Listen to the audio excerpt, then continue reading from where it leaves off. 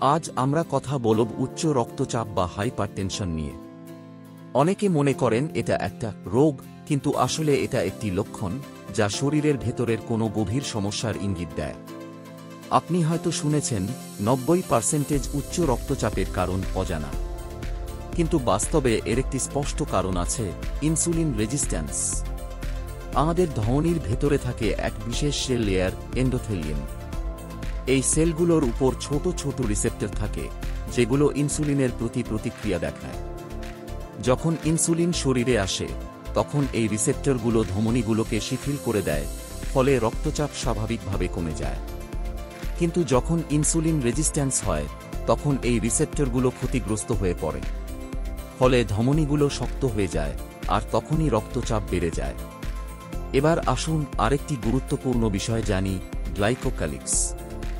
এটা আমাদের ধমনীর ভেতরে থাকা এক ধরনের প্রোটেক্টিভ লেয়ার। ভাবুন, যেমন ফ্রাই প্যানের ননস্টিক লেয়ার। যদি সেই ননস্টিক লেয়ার নষ্ট হয়ে যায়, খাবার লেগে যায়, তাই না? ঠিক তেমনি গ্লাইকোক্যালিক্স নষ্ট হয়ে গেলে ধমনীর ভেতরে শুরু হয় ইনফ্লেমেশন, ক্যালসিয়াম জমা, রক্ত জমাট বাঁধা, এবং ফলাফল উচ্চ রক্তচাপ।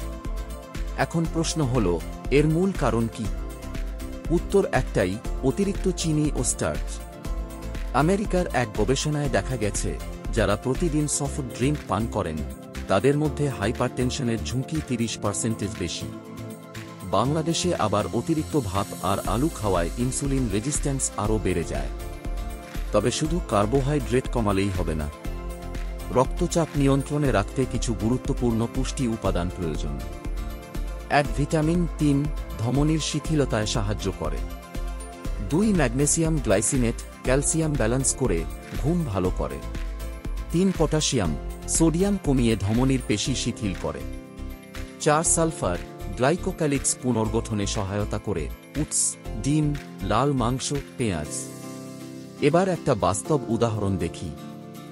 একজন রোগী বছরের পর বছর ব্লাড প্রেসারের ওষুধ খাচ্ছিলেন, তবুও তাঁর রক্তচাপ ছিল 150/95।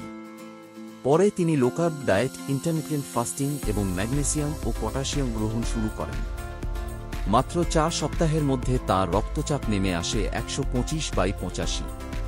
কিছু প্র্যাকটিক্যাল টিপস: কার্বোহাইড্রেট মনিটর করুন, ফুড লগ রাখুন। লবণ কমানোর বদলে পটাশিয়াম বেশি খান। বাসায় ব্লাড প্রেসার মেশিন রাখুন।